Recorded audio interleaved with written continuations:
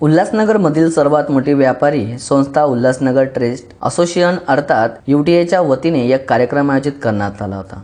यावेळी देशाचे पंतप्रधान नरेंद्र मोदी यांचा भाऊ तथा all India fair price shop dealer फेडरेशनचे उपाध्यक्ष प्रल्हाद दामोदर मोदी यांना आमंत्रित करण्यात आले होते। त्यावेळी व्यापारी वर्गाने एकच गर्दी करत आपल्या व्यथागाथा मांडण्याच्या सुरुवात केल्या। लॉकडाऊन काळात होत असलेल्या व्यापारी वर्गांचे नुकसान, प्रशासनाकडून होत असणारे गुन्हे तसेच अनेक गंभीर समस्या प्रल्हाद मोदी यांच्यापुढे मांडण्यात आल्या। त्याचबरोबर व्यापारी वर्गाकडून केंद्र सरकारला मोठ्या प्रमाणावर GST द्वारे फंड जात असताना व्यापारी वर्गाचा सरकारद्वारे अन्याय होतो, म्हणून आधी समस्याचे समाधान करण्याचे हेतू आज प्रल्हाद मोदी यांनी आमंत्रित करण्यात आले असे व्यापारी यूनियनचे अध्यक्ष सुमित चक्रवर्ती यांनी स्पष्ट केले। आज हमारे शहर में नरेंद्र मोदी जी के छोटे भाई प्रल्हाद मोदी जी आए। हम सभी व्यापारियों को मार्गदर्शन किया। उन्होंने हमें स्वावलंबन बनने का एक अच्छा सोच समझाया। उसके बाद जो प्रश्न जो वो हम छुड़ा नहीं सकेंगे, उन सब प्रश्नों के लिए उन्होंने हमें पूरा आश्वासन दिया कि हर बात के लिए हम खड़े रहेंगे और आपके लिए कंधा से कंधा मिला के काम करेंगे। उन्होंने एक बात कही कि रेफ्यूजी हो, इस बात को दिमाग से अब निकाल दीजिए, अब बहुत साल हो चुके हैं। हाँ, क्या ये पूरा देखिए, रेफ्यूजी होवे या OBC होवे, इन सब बातों को हम पहले से ही लेके आ रहे हैं। आज हम रेफ्यूजी है तो है, उस बात से हमको जब उस बात की ज़रूरत पड़ेगी तब हम रेफ्यूजी है, लेकिन जब बिज़नेस है उस बात की ज़रूरत नहीं है तो तब हम उस बात का जिक्र भी नहीं करते। लेकिन आज हमें वो उस बात की ज़रूरत है। जैसे 855 के वक्त कोर्ट ने भी हमको रेफ्यूजी बोल के छूट दी। जब संविधान वो बात को मानता है तो हमारे लोग क्यों नहीं मानेंगे। मेरा कहना है व्यापारियों को इन बातों से मतलब नहीं है।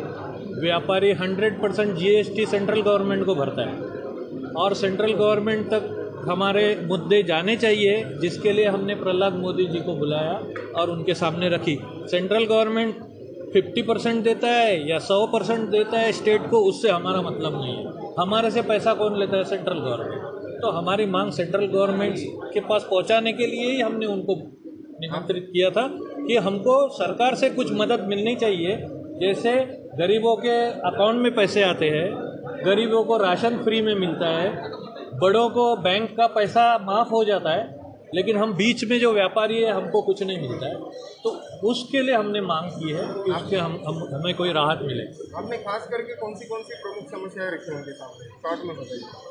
हमने ये कोरोना काल में जो निर्बंध लगाए, जिसमें वो 10 लाख लोक संख्या के हिसाब से जो रूल उल्लासनगर पे लागू हुआ, जिसकी वजह से हमारा 1 महीना पहले हमको छूट मिलनी चाहिए थी 9 बजे तक की, जो नहीं मिली, जो कि अमरनाथ वालों को मिली।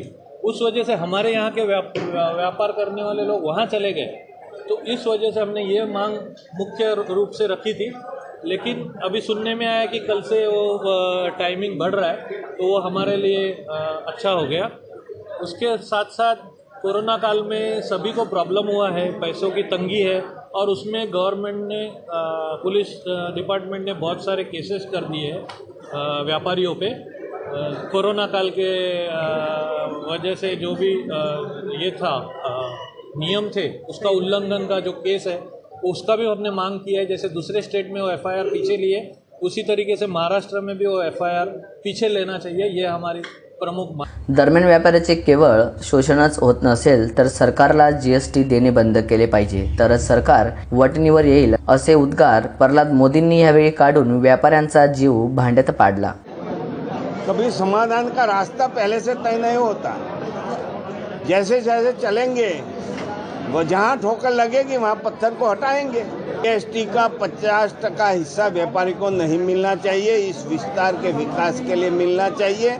आपकी समझ में कम समझे हो, और इसीलिए मैंने तो बोल दिया कि आप घोषित करो कि हम GST नहीं भरेंगे जब तक हमारी सुनवाई नहीं होगी, यहाँ का विकास के लिए पाबंदी नहीं होगी। अपने आप सरकार बुलाएगी आप लोगों को। व्यापारियों के लिए अलग अलग राज्यों में अलग अलग जो इलेक्ट्रिसिटी के रेट्स हैं उसके ऊपर व्यापारियों की नाराजगी है, आप कोशिश करेंगे? देखो, इलेक्ट्रिसिटी उत्पन्न करना हर स्टेट की अलग बात होती है। कौन सा स्टेट को क्या दाम पे पड़ती है, क्या दाम से बेचता है, स्टेट वाइज अलग होता है। इसके लिए हमें कोई तर्क देना आवश्यक मैं नहीं मानता।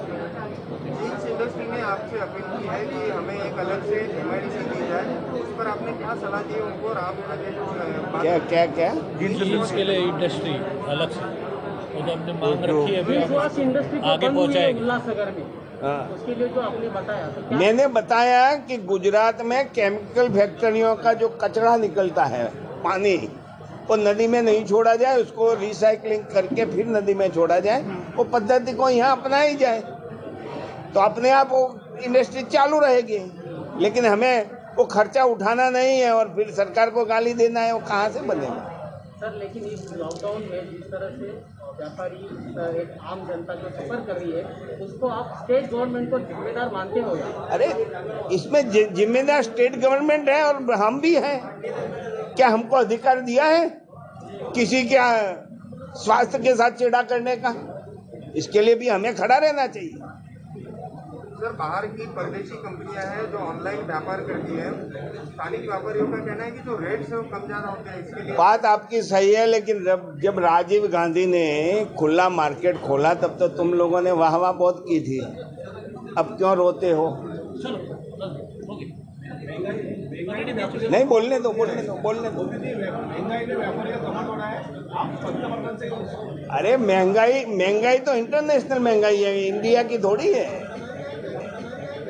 आप इंटरनेशनल के साथ चलो ना। यावेळी कार्याध्यक्ष दीपक सितलानी, नगरसेवक मनोज लासी, अंबरनाथ व्यापारी असोसिएशनचे बांजी दल यासह व्यापारी वर्ग मोठ्या प्रमाणावर उपस्थित होते। आवाज टीव्ही न्यूजसाठी सुरेश जगताप, उल्हासनगर।